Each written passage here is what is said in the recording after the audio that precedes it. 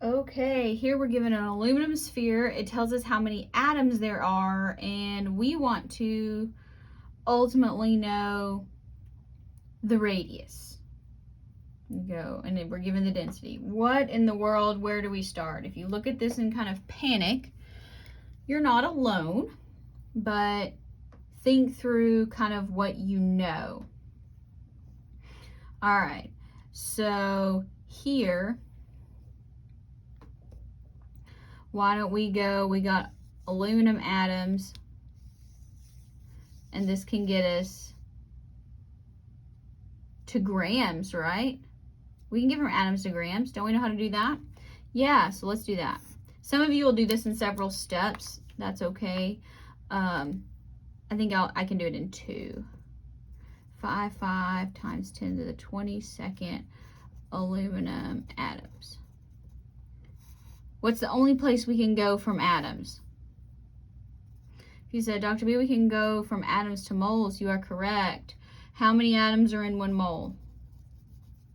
Hope you said Avogadro's number. Dr. B, 6.022 times 10 to the 23rd atoms of aluminum. I know it's annoying to have to write all that, but do it anyway. All right, now what else could we cancel out? Let's go to grams. Do we know how to get from moles to grams? Yes, Dr. B, we do. We use a periodic table. 1 mole of aluminum is 26.98 grams of aluminum. Okay, so good. Now,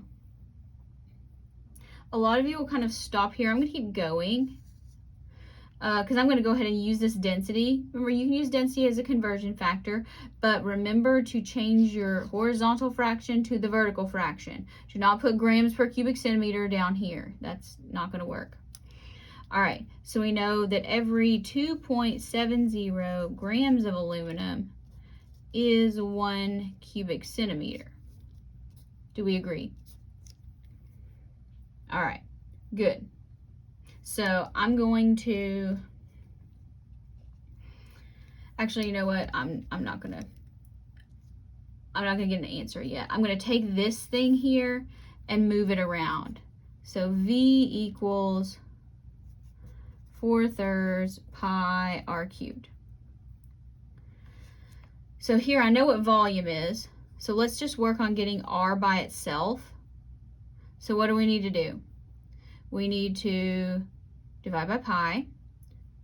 So volume over pi equals 4/3 r cubed. Now we need to divide by 4/3, which is the same thing as multiplying by 3/4. So r cubed is going to be 3 times volume over 4 pi. And then we'll have to take the cube root, which I can't do up here. I'll have to do that as a second step. All right, so let's just kind of plug this in. So I know what volume is. It's all this stuff that I'm not going to get an answer to. You can get an answer and plug it in here and then work this algebraically if you want to.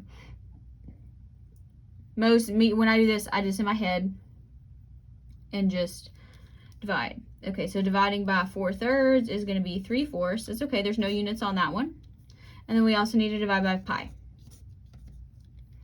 Okay, so that's going to give me, be very careful here when you're doing these exponents in the denominator. 8.55 10 to the 22nd times 26.98 times 3. All right, now let's divide. 6.022 10 to the 23rd